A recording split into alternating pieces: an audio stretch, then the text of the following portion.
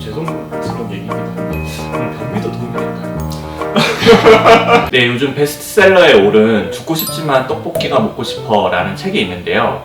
그 제목 보고 궁금해하시는 분들이 계시더라고요. 아니, 죽고 싶은데 떡볶이가 먹고 싶어? 라는 의문이 드실 수 있을 것 같다는 생각이 들어서 정말 죽고 싶은데 떡볶이가 먹고 싶을까요? 라는 의문에 대해서 풀어보도록 하겠습니다. 혹시 선생님들은 이 의문에 대해서 좀 어떤 생각이 드시나요? 많이들 근데 그렇게 느끼고 생각하시는 것 같아요. 저는 그 책이 그렇게 열광적인 인기를 얻는 이유 중에 하나도 사실 그 제목에 엄청 공감을 하니까 책이 인기를 얻는 거 아니겠어요. 그리고 저희들도 우울하다고 죽고 싶다고 이야기하시는 환자분들 많이 보지만 그분들이 다 뭐 먹을 거 못 먹고 식욕 떨어져서 떡볶이도 못 먹고 그런 건 아니잖아요. 근데 그런 점을 저는 그 제목이 굉장히 잘 짚어낸 것 같아요. 죽고 싶고 우울하고 힘들지만 그래도 내 일상에 뭐 떡볶이 같은 그런 것들이 나의 욕구 같은 것들이 좀 남아있는데 사람들이 보고 야 넌 죽고 싶다는 애가 떡볶이를 왜 이렇게 잘 먹냐 이렇게 얘기를 하면은 좀 환자분들 같은 경우는 좀 상처를 받거든요. 상처받기도 하고 공감받지 못한다는 느낌도 들고 또 어쩌면 이렇게 죽고 싶고 우울한데 막상 떡볶이를 보면서 또 먹고 싶은 나 스스로를 보면서 좀 얘가 우울한 게 맞나 싶으면서 환자분들 본인 스스로도 좀 혼란스러워 하시는 것 같고 그런 면에서 굉장히 흔하지만 쉽게 사람들이 받아들이지 못하는 거를 잘 짚어낸 제목인 것 같았어요. 일단은 네. 그 우울증이라고 우리 흔히 통칭해서 말하는 그 양상이 사실 굉장히 서로 여러 가지 모습을 가지고 있다고 생각을 해요.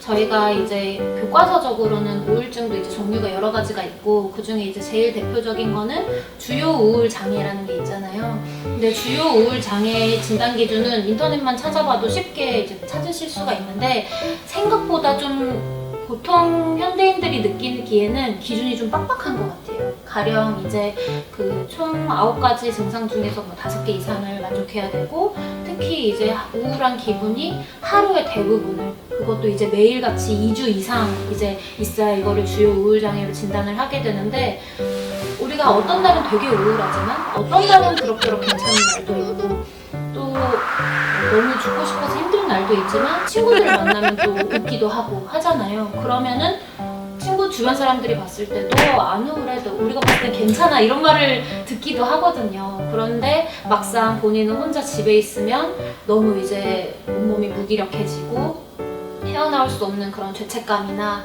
이제 부정적인 사고들에 이제 많이 갇히는 경우가 있어서 그런 부분들을 이제 환자가 많이 직접 겪은 것 같고 그거에 대해서 얘기를 해준 것 같아요. 특히 이제 환자는 주요 우울장애라는 진단을 받은 환자분은 아니셨고 기분 부전 장애를 앓고 있는 환자분이었거든요. 확실히 그 주요 우울장애보다는 우울의 정도나 그런 것들이 좀 경하기는 하죠. 그렇기 때문에 내가 여전히 제일 좋아하는 떡볶이는 먹고 싶을 수 있죠. 근데 이때 또 제목 자체가 이제 사실 책 내용은 저도 다 읽어보지는 않았지만 기분 부전장애라고 해서 이제 경도의 우울증을 진단을 받았긴 했는데 이제 책 제목이 죽고 싶지만이잖아요. 죽는다라는 게 상당히 어떻게 보면 극단적인 거고 이게 경하지 않은 느낌을 또 주는 부분이 있어서 책 제목만 보고 물론 책 내용은 그런 주요 우울장애 정도의 중증의 우울증은 아닌 내용인 것 같은데 일단 책 제목만 봤을 때는 그런 느낌을 받을 수도 있을 것 같아요. 되게 중한 우울증이고 정말 죽을 것까지 생각을 하는 사람인데 정말 떡볶이가 먹고 싶을까?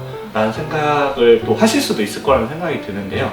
제가 예전에 이런 내용을 본 적이 있어요. 사실 그 자살하는 사람이요. 자살하기 직전에 극도의 스트레스, 아무래도 자살이라는 거는 너무 극단적인 선택이기 때문에 쉬운 선택은 아니잖아요. 그 전에 극도의 스트레스를 느끼게 되고 또 그 극도의 스트레스가 엄청나게 또 식욕을 자극한다 라는 내용을 스트레스 때문에. 네, 스트레스 때문에 사실 우리가 스트레스 많이 받거나 좀 공허하거나 우울한 감정 느끼면 다른 걸로 좀 채우려고 하는 경향이 있거든요. 먹는 걸로, 우리도 좀 스트레스 받거나 이러면 먹는 걸로 채운다거나 아니면 쇼핑을 지름신 강행하는 거죠. 쇼핑을 통해서 채운다거나 이럴 수 있는 건데 이제 죽기 직전은 그 스트레스가 극도에 달하다 보니까 오히려 식욕이 증가하는 경우도 있다라는 이야기도 좀 들어봤거든요.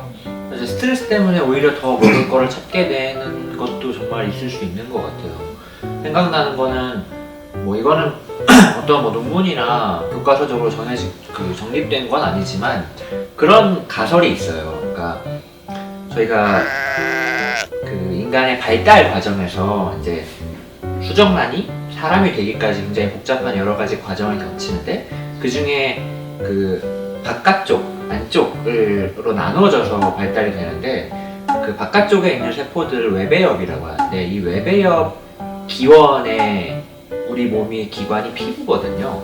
근데 이 피부만 외배엽 기원이 아니라 우리 내부의 장기, 위, 창자, 소장 이런 그 음식물이 넘어가는 통로도 다 외배엽 기원이라서 그러니까 외배엽이 피부 겉면이 되기도 하고 안에 내장을 형성하는 그렇죠. 다 이어져 있잖아요. 사실 이렇게 보면은 거죠.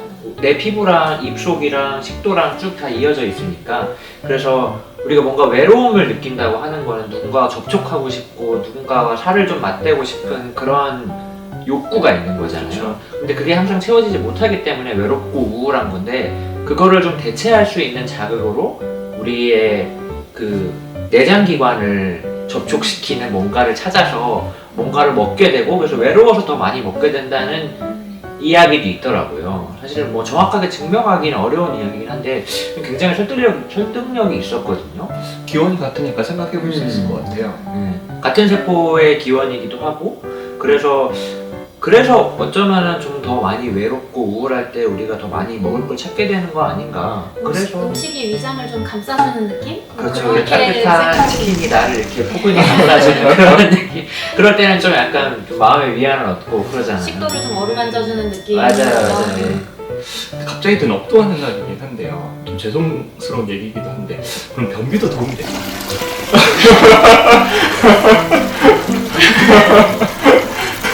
죄송해요. 이거 넘어가는 걸로 하죠. 그리고 또 꼭 경한 우울증이 아니라 심한 중증의 우울증에서도 꼭 잠을 못 자고 밥을 못 먹고 하는 것만이 우울증 진단 기준을 만족하는 건 아니잖아요. 오히려 반대로 식욕이 많이 증가하고 잠도 평소보다 너무 많이 자고 이런 쪽으로의 변화도 우울증을 진단하는 기준이 되기 때문에 단순히 뭐 많이 먹는다고 해서 우울하지 않은 건 아닌 것 같아요. 저는 이 책이 굉장히 유명해져서 이 책 제목은 다 들어봤지만 다 읽어보진 않으셨어요. 모두가 그 책을 읽어본 건 아니잖아요. 적어도 저는 이런 책 제목이 유명해지는 것 자체가 굉장히 긍정적인 효과가 있다고 생각하는 게 정말 심각한 우울증이어서 식욕도 없고 잠도 못 자고 아무것도 못하고 그냥 돌처럼 굳어있는 사람들만 우울증이다라고 사회에서 인정을 해주는 경향이 있잖아요. 근데 그렇지 않거든요. 사실은 정말 치료를 받을 만한 우울증이 항상 그렇진 않아요. 맞아요. 그래서 그런 거를 좀 더 많은 사람들이 알게 되고 일상생활을 잘 하고 있는 것처럼 보이지만 마음속으로는 굉장히 많이 힘들어하고 외로워하는 분들이 많다는 거를 이 책 제목을 통해서 좀 더 널리 알려질 수 있는 계기가 되는 것 같아서 맞아요. 저는 좀 긍정적인 효과가 있는 것 같아요. 생각보다 이 책을 읽으면서 저는 이제 치료자가 얘기하는 부분하고 이 저자가 이제 환자로서 병원에서 이제 얘기하는 이제 대화 내용이 두 가지 다 나오는데요. 저는 그 양쪽의 말 전부 다 공감이 되더라고요. 마치 이제 우울한 친구가 있으면 내가 치료자가 아니지만 치료자의 역할로서 조언을 해줄 수도 있는 거고 반대로 내가 우울한 감정을 느낄 때는 또 환자가 써놓은 말들이 너무 많이 공감이 되더라고요. 내 자신이 초라하게 느껴진다든지 그런 부분들이 누구에게나 있는 것들이고 이게 너무 괴로워서 본인이 스스로 일상생활을 좀 견디기가 어렵다고 느끼면 그 정도만이라도 충분히 저는 한 번쯤은 병원에 찾아올 만한 이유가 된다고 생각해요. 그래서 이 책이 조금 더 정신과로 오는 진입장벽을 좀 낮춰주는 데 도움을 주지 않았나 하는 생각이 좀 들었어요. 맞아요. 우울증이라는 게 이제 마음의 감기라는 표현 잘 쓰잖아요. 사실 우리가 감기 걸리면 쉽게 찾아가는데 조금 우울한 감정을 좀 누구나 사실 느낄 수 있는 건데 그렇게 힘든 상황에서는 좀 쉽게 찾아갈 수 있다면 것도 좋지 않을까. 뭐꼭 왔다고 해서 너는 정신병 환자 이건 아니니까요. 쉽게 좀 정신과를 이용할 수 있는 계기가 되었으면 좋겠다는 생각이 또 들기도 하네요. 일단 뭐 저희가 어떤 질문을 던져도 참 할 말이 많은 것 같아요. 좀 시간이 아무래도 좀 된 것 같아서 일단은 마무리는 해야 될 것 같은데, 일단 저희가 처음에 던졌던 질문이 죽고 싶지만 그래도 떡볶이를 먹고 싶을까요? 라는 질문을 던졌으니까 거기에 대한 답변을 좀 마무리하면 어떨까 싶습니다. 그러면 정말 죽고 싶은데 정말 떡볶이가 먹고 싶을까요? 라는 질문에 대해서 떡볶이가 먹고 싶을 수도 있다.